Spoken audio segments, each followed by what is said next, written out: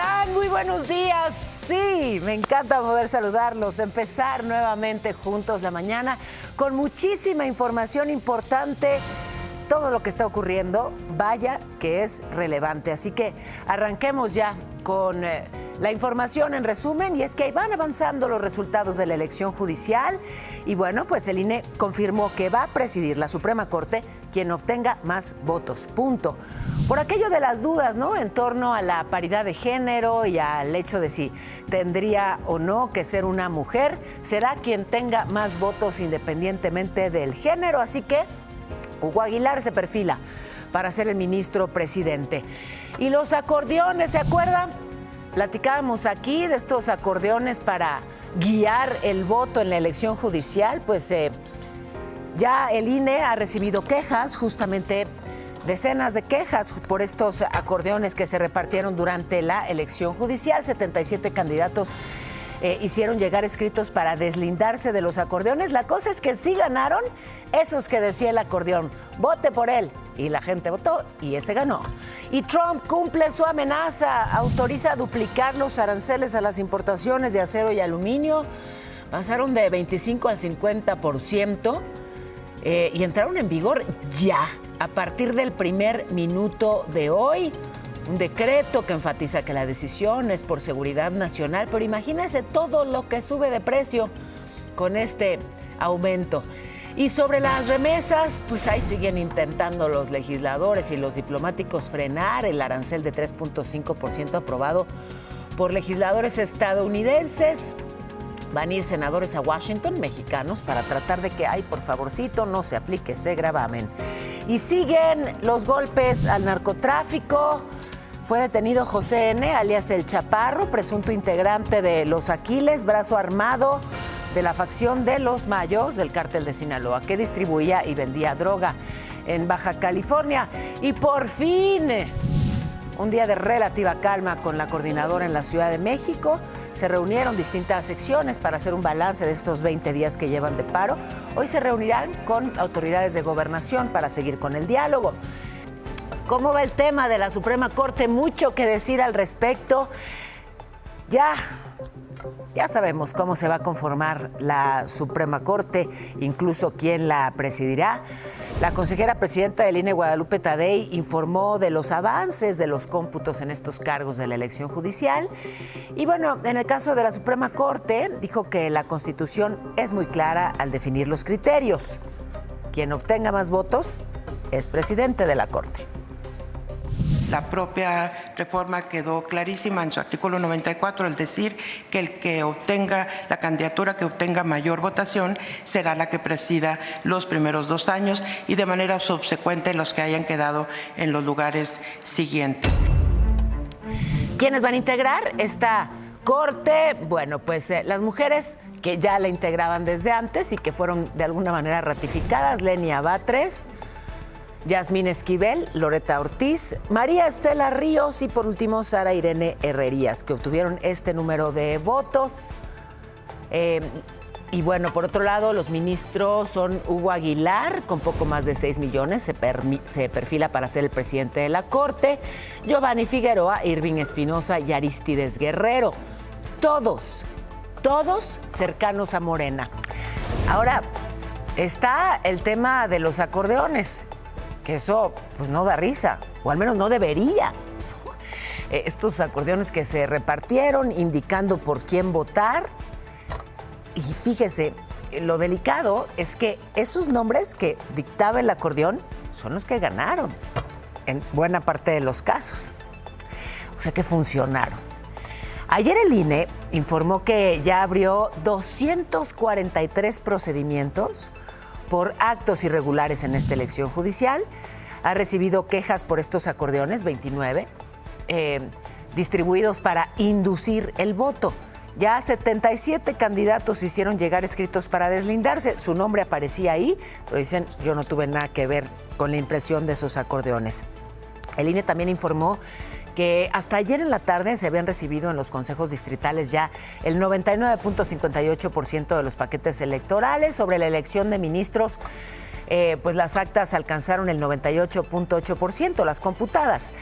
El viernes, la Organización de Estados Americanos va a publicar el informe preliminar de lo que observaron durante esta jornada del 1 de junio, con recomendaciones a partir de la información que recogieron los observadores. 16 seguirán en el país hasta que termine el cómputo de los consejos distritales.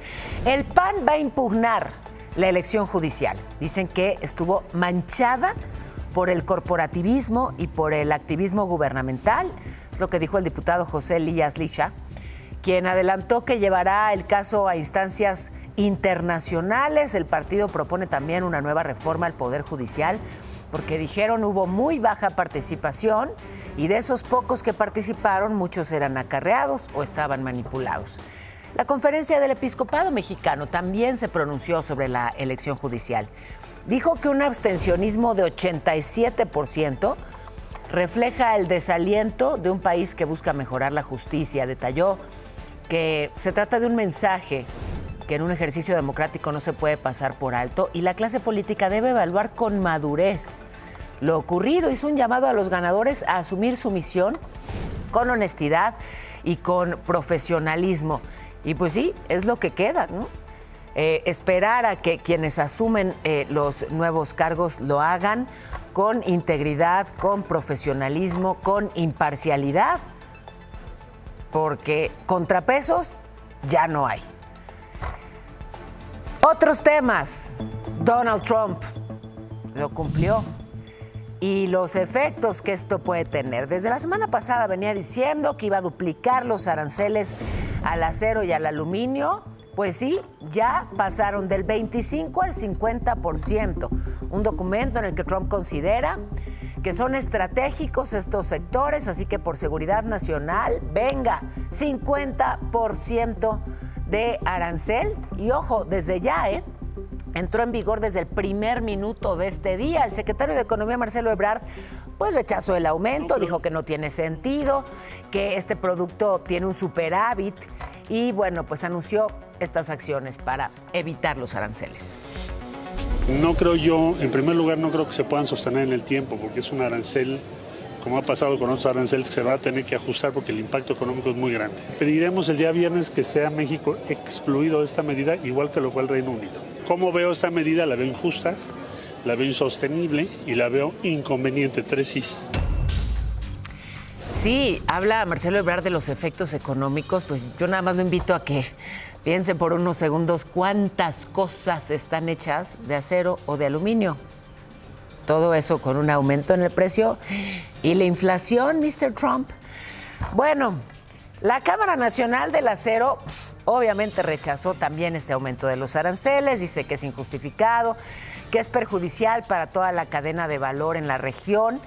La Canacero dijo que mientras países asiáticos pues tienen subsidios, México mantiene un comercio complementario y advirtió que las exportaciones además cayeron 50% en 2 meses. Dijo, resuelvan este conflicto, tiene que haber cooperación regional. Mientras tanto, Caroline Leavitt, la vocera de la Casa Blanca, confirmó que mañana los socios comerciales de Estados Unidos podrán presentar su oferta final para eliminar o disminuir los aranceles recíprocos anunciados por Trump en abril. Ya hay un ultimátum, una carta enviada por el representante comercial norteamericano Jamieson Greer, donde se recuerda que la fecha límite para la negociación es 8 de julio. Al respecto, la Fed, la Reserva Federal de Estados Unidos, advirtió que esta política arancelaria de Trump pues afecta los esfuerzos para reducir la inflación. Obvio. Destaca, sin embargo, la solidez de la economía norteamericana. Dijo que la incertidumbre pues aumentó también a inicios de año.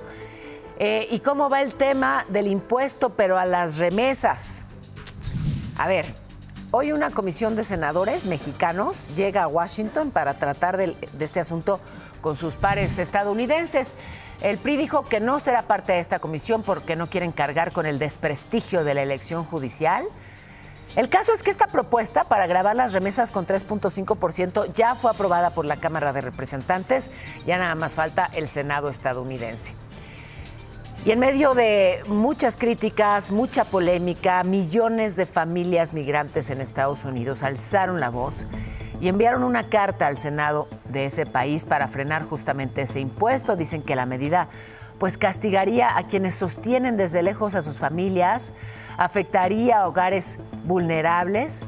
Está contemplado que este impuesto entre en vigor en enero de 2026. Por otro lado, el ex embajador, actualmente es subsecretario de Estado de Estados Unidos, Christopher Landau, va a venir la próxima semana a México. El objetivo, pues, coordinar la próxima visita del secretario de Estado, Marco Rubio. La presidenta dijo que Landau será recibido por su gabinete y se reunirá, claro, con él.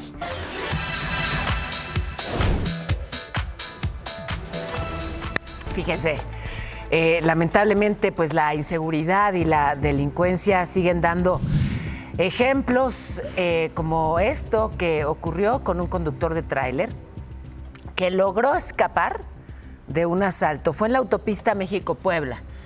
Es el tramo Llano Grande, San Martín Texmelucan. Ahí claramente los dos impactos de bala en el parabrisas. Aquí vengo, ya vengo bajando, ya no creo que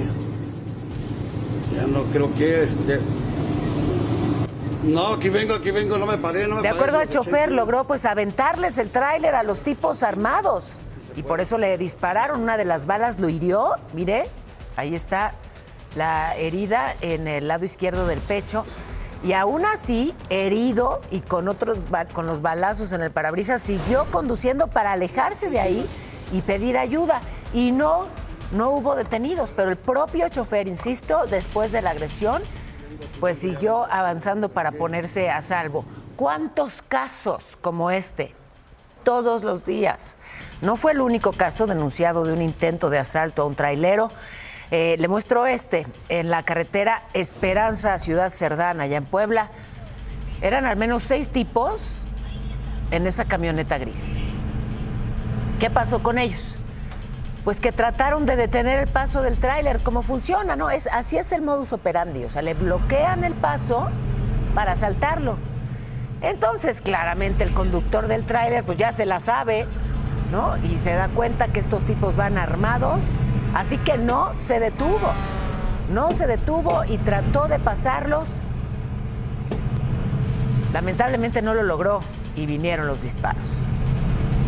A pesar de eso, el chofer siguió avanzando. Un agresor más se sumó al ataque desde la ventana. Ahí se ve, sale desde la ventana del lado derecho de esta camioneta para seguir disparando. Y bueno, de acuerdo a las denuncias en redes sociales, el asalto se frustró. Otra vez lo mismo, ¿no? No hubo detenidos. Pero imagínense el riesgo por donde se le vea. O sea, el riesgo desde luego para el conductor del tráiler prioritariamente, pero estamos viendo cómo los otros coches vienen en el carril contrario, pues avanzando entre balazos, una bala perdida o el tráiler tratando de salvarse. Y es un riesgo inmenso para absolutamente todos. Así los caminos en este país. Ayer le informamos del asesinato de Julio Eusebio Labra. Es el vocalista, o era el vocalista del grupo Los Conquistadores de la Sierra. Estaba, sí, en pleno concierto y el crimen ocurre unos días después de la desaparición y asesinato pues, de los integrantes del grupo fugitivo.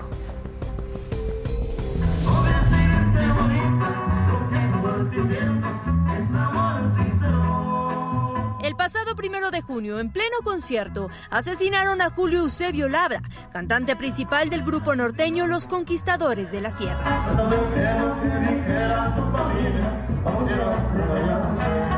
El atentado ocurrió mientras se presentaban en el bar-restaurante El Guachimulito, ubicado en el municipio de Emiliano Zapata, en Morelos.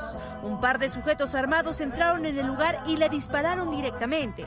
La gente comenzó a tirarse al piso para protegerse. Después de que los agresores huyeron, los cuerpos de emergencia llegaron, pero Eusebio ya se encontraba sin vida. En redes sociales, algunos familiares se pronunciaron ante su muerte, recordándolo como un devoto de San Judas Tadeo y un hombre ejemplar. Como recuerdo a mi viejo y sus tantas aventuras. Una de las líneas áreas de investigación sugiere que se trató de un crimen pasional. Las autoridades informaron que ya abrieron una carpeta de investigación para esclarecer los hechos, ya que no se reportaron personas detenidas. ¿Dónde acabaron sus penas? Te informó Kena Uribe. Así que sí, inseguridad y riesgos para los cantantes y compositores, para los traileros, para conductores, en fin, que pues sí, un panorama de violencia preocupante. ¿Cómo va el tema de las protestas en la Ciudad de México y en otros estados por parte de los maestros? A ver, le cuento de las manifestaciones de la coordinadora. Ayer no hubo cierre de vialidades, solo varias reuniones de las distintas secciones para hacer un balance del paro. El encuentro que estaba previsto con Gobernación quedó para hoy a las 11 de la mañana, ahí en Bucareli. Justamente hoy la coordinadora va a dar a conocer sus resolutivos y las acciones que siguen, así que toca estar hoy especialmente atentos, pues a ver qué decidieron, ¿no? A ver si se podrá avanzar o no en esta ciudad. La coordinadora sigue mostrando músculo, ¿eh? Ya llegaron otros 700 maestros de Zacatecas para sumarse al plantón en el Zócalo de la Ciudad de México y a las protestas. La sección 9 informó que en los próximos días se espera la llegada de más maestros de Chihuahua y pues sí, son muchas secciones de maestros de todo el país que le seguirán apostando a bloquear particularmente a la Ciudad de México. ¿Qué se espera para hoy? Bueno, de entrada, afectaciones en las cercanías de Gobernación, porque hoy sí se supone que a las 11 de la mañana será el encuentro, la mesa de diálogo entre la coordinadora y las autoridades federales. Y desde ayer en la tarde, estudiantes normalistas bloquean el cruce de Reforma e Insurgentes. Sigo en la Ciudad de México. Voy contigo, José Antonio García. ¿Cómo amanece? Ahora sí que ese cruce crucial. ¿Cómo te va hoy? Buen día. Sí. Ay, ya vi que Muy buen traes día, Pau, cara ¿cómo de estás? queja. Qué gusto. ¿Qué Pues sí, pasó? miles y miles de usuarios de la línea 1 y de la línea 7 y principalmente de personas que trabajan en esta zona, un punto neurálgico de la movilidad en la Ciudad de México, que es el cruce de la Avenida de los Insurgentes y Paseo de la Reforma afectados. 19 horas de bloqueo ya tenemos en estos momentos por un tema del fuero común. Es un homicidio que se tendría que ventilar, se tendría que seguir en el estado de Chiapas, pero los estudiantes de ese estado deciden trasladarse este bloqueo a este punto y afectar a miles de personas que, como vemos, vienen caminando, tienen que descender del Metrobús, principalmente de la línea 1, las inmediaciones de Antonio Caso, y caminar hasta la estación de Hamburgo para volver a tomar otro transporte. Vemos filas de cientos de personas que descienden del Metrobús, vienen caminando por la banqueta de la Avenida de los Insurgentes y aquí los estudiantes dicen que hasta el momento no hay diálogo, no hay negociación y Oye, José no Antonio, sabemos hasta qué hora permanezcan. Sí. Y lo dices muy bien, todo este bloqueo es por un asesinato en Chiapas, que es además un caso del fuero común que corresponde a las autoridades chiapanecas, pero vienen y bloquean este cruce en el corazón de la Ciudad de México. Preguntarte, tú que estás observando todo lo que ahí ocurre, esas personas que se tienen que bajar de un transporte, cruzar a pie, subirse a otro transporte, con lo que implica en cuanto a tiempo, tienen que volver a pagar el pasaje, o sea, les cuesta doble cortesía de este bloqueo. Es que te lo pregunto porque, si las autoridades de la Ciudad de México no protegen a los habitantes de la Ciudad de México, ni la movilidad, ni el libre tránsito para los habitantes de la Ciudad de México, pues siquiera que no les cobren doble el pasaje, ¿no? Pues sí, tienen que bajarse, caminar hasta la estación Hamburgo, volver a pagar y ahora volver a desplazarse hacia la zona sur o hacia la zona centro de la Ciudad de México. Pero también en ese tema está afectada la línea 7. Vemos que uno de los autobuses de estos de doble piso ha quedado varado aquí en los centrales del Paseo de la Reforma y ya no da ni para atrás ni para adelante porque tendría que regresarse hacia las inmediaciones de la Glorieta de la Diana, que es a donde están realizando el ascenso y descenso de personas. Muy, muy complicado el tema aquí del tránsito vehicular. Vemos que por momentos se abren los carriles laterales y de momento los cierran, pero está afectando de manera pues muy importante todo este bloqueo a la movilidad aquí de la zona centro de la Ciudad de México. Además, eso que nos muestras, digamos, se ve tranquilo, pues justamente porque no se permite el paso. Pero si hacemos un recorrido por las calles aledañas, ahí es donde ves, pues sí, claramente los efectos que esto tiene, las afectaciones económicas, en fin, que pues a sobrevivir en esta ciudad que le da la bienvenida a todo aquel que quiera bloquear la calle que le apetezca. Pueden acampar donde prefieran, elijan su favorita. Gracias, José Antonio. Que te vaya bien. Si me lo permites nada más, por último, recapitular que no hay mesa de diálogo. O sea que va para largo. Gracias. Eres muy amable. Un abrazo. Gracias, otro para ti. Bueno, ¿y cómo van los resultados electorales allá en Veracruz? Fíjese, ha pasado de todo, ¿eh? Le hablamos aquí de la violencia política, incluso de asesinatos a candidatos, aspirantes. Pues ahora ya, después de la elección en Veracruz, personas vandalizaron la bodega donde las autoridades electorales resguardaban la paquetería electoral de Tlalnehuayocán. Quemaron como 8,000 boletas, justo donde llevaba ventaja la presidencia municipal del PRI. Y ahora, ¿qué pasó? Pues está quemado todo. Luego en Mecatlán, los pobladores entraron a las oficinas del Consejo Municipal del organismo local electoral y también le prendieron fuego a varias boletas. ¿Por qué? Porque están en contra del resultado, que en ese caso le daba el triunfo a Morena. Así que, bueno, pues tremendo lo que está ocurriendo en Veracruz, lo que ocurrió antes, durante y después de la elección. Pero ya es la media, vámonos a información en breve, querido Irán. Así, muy puntuales, vámonos rápidamente con las noticias porque absuelven al exalcalde de Iguala, a José Luis Abarca, se acuerda de él, por el secuestro de los 43 normalistas de Ayotzinapa. Seguirá preso en el altiplano por lavado de dinero y delitos contra la salud. Y ya son 15 los detenidos por el asesinato de 5 policías de Comalapa, Chiapas. Las autoridades dieron a conocer que les dispararon al menos 700 veces. Y rescatan a 28 migrantes secuestrados por un grupo criminal. Todo esto en Chihuahua. Los mantenían en una casa de seguridad. Los gobernadores del noreste del país hicieron una tercera reunión de seguridad en Tamaulipas. Acordaron reforzar la vigilancia fronteriza. Y ya nada más, habitantes de Toluca denuncian que el alcalde Ricardo Moreno no tiene la menor intención de reparar los baches en las calles de su municipio. Más de 1,5 millones de servidores públicos presentaron su declaración patrimonial. Esto es el 97.45% de los funcionarios. Por su parte, el general Rubén Darío Díaz asumió la Dirección General de Educación Militar y la Rectoría del Ejército y Fuerza Aérea. Banco Multiva presenta. Bueno, ¿y cómo le va el peso? Le va bien, está fuerte, más fuerte que ayer. Se cotiza en 19,19 frente al dólar, mientras que la bolsa de valores, una pérdida de 0.12%. Banco Multiva presentó. Tengo una buena y una mala. La buena, creció el empleo formal. La mala, fue muy poquito. 0.4%. En el último trimestre del año pasado, según el INEGI, los estados con más crecimiento, Guerrero, Zacatecas e Hidalgo.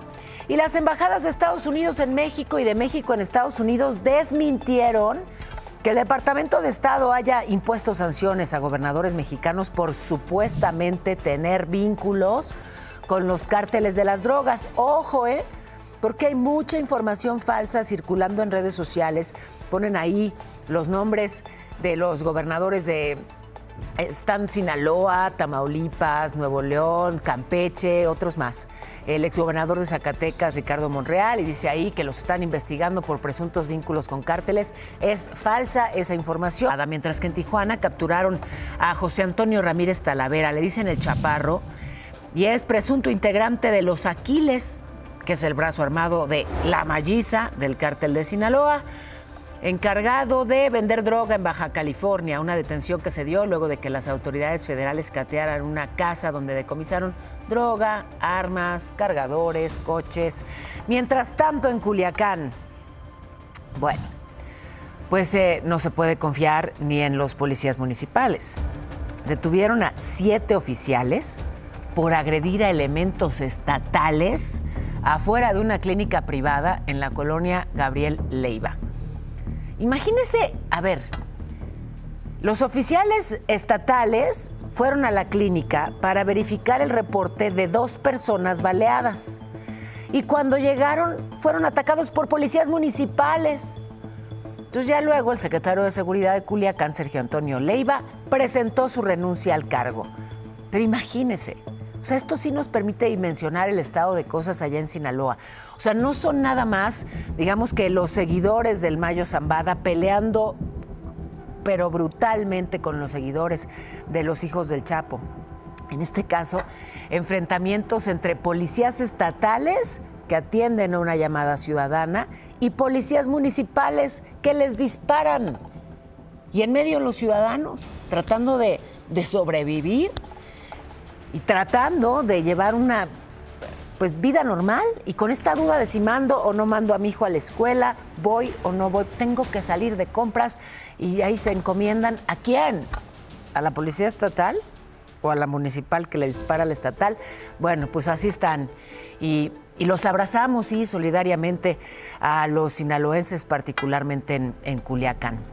En el Estado de México detuvieron a 6 integrantes de los Deltas. Uno de los líderes estaba entre los detenidos en distintos operativos. Según la Fiscalía General, este grupo rentaba casas, fíjese, rentaba casas en Metepec, en Tenango, para vender droga. También las usaba como casas de seguridad, o sea, para tener a sus secuestrados. Se les acusa del homicidio de 12 personas que fueron sepultadas clandestinamente en una casa de Tenango. Y las autoridades del Estado de México detuvieron también a Jorge N. Es el presunto segundo al mando de los 300, un grupo delictivo que tenía fachada de sindicato. Sí, ya sé. Probablemente ha escuchado usted de casos similares, ¿no? Llegan y lo despojan de su propiedad o lo extorsionan, en este caso en Ecatepec, y pues son del sindicato de quién sabe qué. Nada, lo del sindicato es un invento, son criminales. Ya los detuvieron y están acusados de intentar apropiarse ilegalmente de un predio usando un contrato apócrifo. Lo capturaron en la operación Restitución. Está vinculado al líder del grupo El Conejo, que está procesado por homicidio. Y sí, a cada operativo le ponen un nombre así como muy deslumbrante. Lo importante son los resultados, ¿no? Que frenen estas invasiones de inmuebles, sobre todo en el Estado de México, que se venían haciendo con total impunidad. Otra. A ver, la presidenta Sheinbaum ya confirmó que sí hay denuncias penales contra el exgobernador de Chihuahua, César Duarte, por robarse el agua para su rancho, ahí en Valleza, Chihuahua. Las denuncias administrativas y penales que surjan se van a sumar a la investigación. Hay que recordar que la semana pasada se denunció que el exgobernador construyó una presa para llevarse, ahora sí que para llevarse agua a su molino, bueno, a su molino no, a su rancho. 700,000 metros cúbicos de agua del río Conchos para su rancho. Y Carlos Torres, el esposo de la gobernadora de Baja California, Marina del Pilar, ya renunció a su cargo honorario como titular de proyectos estratégicos en el gobierno estatal, luego de que se revelara una investigación en su contra en los Estados Unidos. Una renuncia que ocurre 24 días después de que a ambos se les retirara la visa. Carlos Torres dijo que va a priorizar su vida personal. Negó esos señalamientos, pero bueno, desde luego llama la atención. ¿Cuántos vendedores así en los mercados de este país? Los famosos merolicos. Vaya a sacar un hijo, digo un ojo, creativos, maravillosos los merolicos. Pero ¿saben de dónde viene la palabra merolico? ¿Cómo? Vámonos a la escuelita para... Ay, me encanta el origen de esta palabra. Leti, qué guapa, bienvenida. Jorge, qué simpático, bienvenidos ambos, queridos alumnos. Oigan, merolico. Todos conocemos a los merolicos, los hemos visto en el transporte, en los mercados. Bueno, viene, fíjense, del francés. Había un médico francés en el siglo XVIII llamado Jean Meroli, el apellido. Y de ahí del Meroli, que resulta además que viajaba vendiendo remedios, ¿no? Vendiendo, pues ya saben, cosas para curar en plazas y en ferias, y de ahí Meroli derivó en Merolico.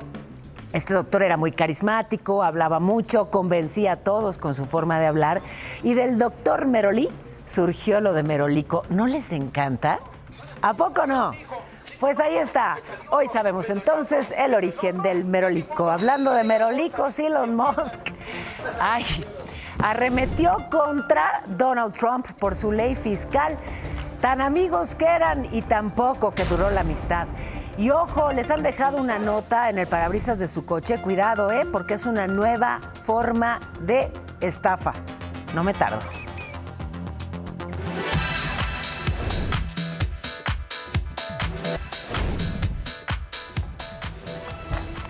Fíjense, tan amigos, tan cercanos, tan cómplices, tan camaradas, y ya no.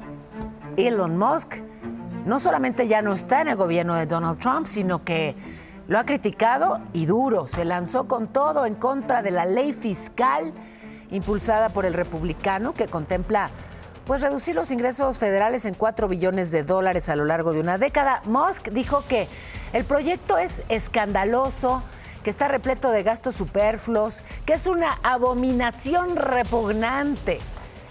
Una crítica que llega mientras Trump sigue presionando a los senadores para que le aprueben su ley. Y entonces ya le llegó la respuesta a Elon Musk desde la Casa Blanca. Look, the president already knows where Elon Musk stood on this bill. It doesn't change the president's opinion. This is one big, beautiful bill, and he's sticking to it.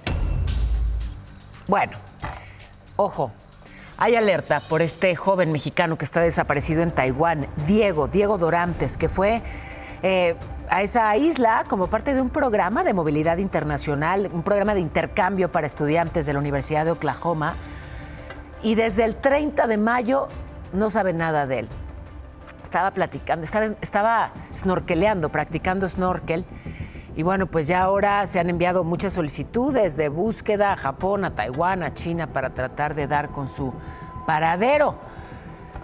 Y ojo con esto que están haciendo ahora para seguir robando y estafando. Una notita en el parabrisas con un tono así muy amable, la aparente disposición de reparar un daño, no de, ay, le pegué a tu coche sin querer, pero estoy con toda la disposición de pagarlo. Y parece un gesto claro de civismo y resulta que es una nueva modalidad de fraude que ha encendido todas las alertas. Se llama, o ya la llaman, la estafa del buen samaritano.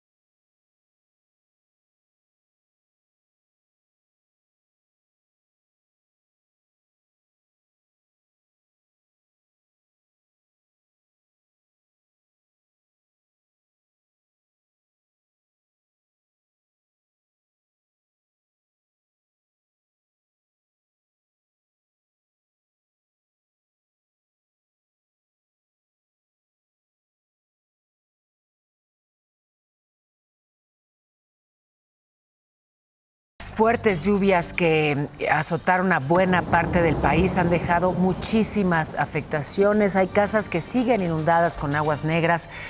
Le muestro imágenes. En este caso son de la Ciudad de México, de Iztacalco, de Iztapalapa, de la alcaldía Benito Juárez. En muchos puntos se superaron hasta los 60 centímetros de altura. Y pues así, a limpiar con lo que hay. Muchas cosas que se echaron a perder, muebles, electrodomésticos dañados. Y pues sí, luego de la emergencia viene eso, el recuento de los daños. De acuerdo a las autoridades, fueron casi 150 inundaciones en el Valle de México. Así, las imágenes de lo ocurrido. Coches, 64 dañados, 13 quedaron varados.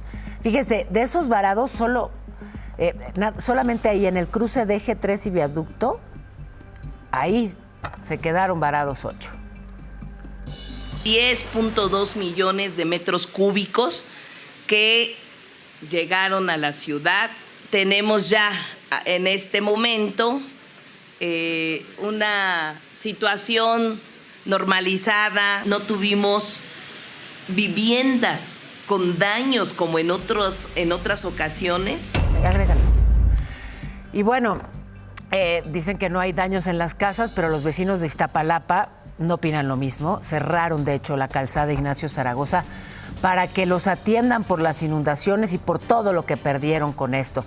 Muebles, camas, electrodomésticos. La Secretaría de Obras ya inició un censo de las casas afectadas, pero bueno, pues así han protestado. Y la línea del metro, más de 12 horas estuvo cerrada. Ya en la noche de lunes y madrugada del martes el personal trabajó en las distintas estaciones y pasadas las 10:30 de la mañana de ayer empezó a operar con normalidad. Pero las lluvias han pegado a buena parte del país con una intensidad tremenda. En el Estado de México se desplegaron cientos de brigadistas, máquinas de desasolve, Toluca, Ecatepec, Naucalpan, Tlanepantla, Chalco, San Mateo, Atenco.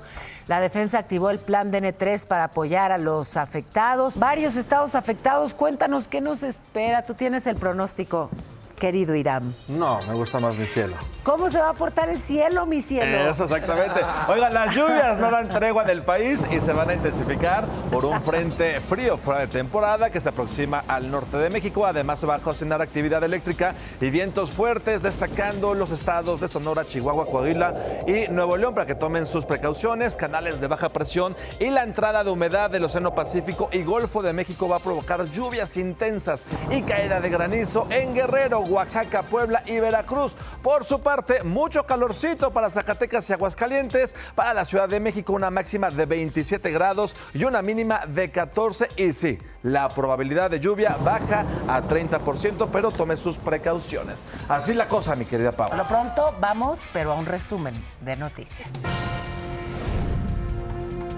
Y es que el INE confirmó que va a presidir la Suprema Corte, pues quien obtenga más votos. Así que es Hugo Aguilar quien se perfila para ser el ministro presidente por aquello de que había controversia sobre si la paridad de género, bueno, pues pesaría en esta decisión. También el INE ha recibido al menos 29 quejas por los acordeones distribuidos para inducir el voto en la elección judicial. Ya 77 candidatos hicieron llegar escritos para deslindarse. Lo que sí es que fueron efectivos, ¿eh? Esos candidatos que decían los acordeones, esos ganaron. Y Donald Trump firmó una orden para duplicar los aranceles del acero y el aluminio de 25 a 50%. Entraron en vigor en el primer minuto de hoy. Argumenta seguridad nacional. Hoy la presidenta Sheinbaum habló al respecto. Es una medida que consideramos injusta. México importa más de lo que exporta en acero y en aluminio. Formalmente se pone un arancel cuando hay un déficit. No tiene sustento legal porque hay un tratado comercial. Es insostenible. Hoy llega a Washington una comisión de senadores mexicanos para intentar frenar el impuesto a las remesas. El PRI no quiso participar para no cargar con el desprestigio de la elección judicial. Y detuvieron a José N., alias El Chaparro, presunto integrante de Los Aquiles, brazo armado de La Malliza, que distribuía droga en Baja California. Ayer la CENTE hizo un balance de los días que llevan de paro, siguen plantón en el Zócalo, hoy se reúnen con Gobernación a las 11 de la mañana. Y pues sí, qué cosas, ¿no? Justamente el INAH, el Instituto Nacional de Antropología e Historia, informó que este cierre temporal del Templo Mayor, del Museo Nacional de Historia, fue por un cambio de la empresa de vigilancia. Hubo una nueva licitación, la transición empezó el 1 de junio, determinaron cerrar el 3 para garantizar la seguridad durante el proceso y la reapertura está prevista para ya este miércoles y si no, vendrán sanciones administrativas para la empresa responsable. La presidenta Sheinbaum también habló al respecto y es que sí, el tema llegó hasta la mañanera. Ellos tienen la orientación de contratar a el servicio federal. Entonces vamos a revisar qué está pasando ahí. Ok, por o otro... a la policía auxiliar también. Bueno, tengo que ir a la pausa, pero al regresar, atención si eres de los que usa aplicaciones de citas. Ya hay una alerta por posible secuestro a través de estas vías. ¿Cómo evitarlo? Y Cristian Nodal, que bueno, sorprendió y en grande, no me tardo. No te contaron más.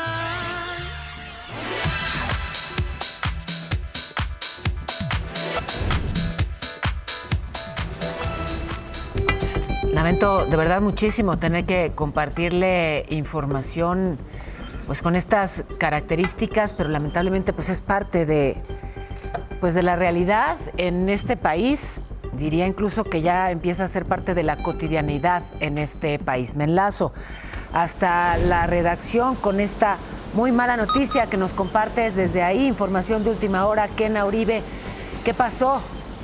Así es, Pao, muy malas noticias. El presidente del Poder Judicial del Estado de México, Fernando Díaz, acaba de confirmar el asesinato de Janet Marisol González Velázquez, quien se desempeñaba como servidora judicial en el Juzgado Octavo Familiar de Toluca. Ayer, su cuerpo fue encontrado con signos de violencia en el interior de su domicilio, en el fraccionamiento Santa Elena, en San Mateo Atenco. De acuerdo con los primeros reportes, la víctima falleció por lesiones provocadas con un cuchillo. Las autoridades informaron que no hay personas detenidas. Sin embargo, ya se abrió una carpeta de investigación. Es información en desarrollo, Pau. Estaremos muy pendientes.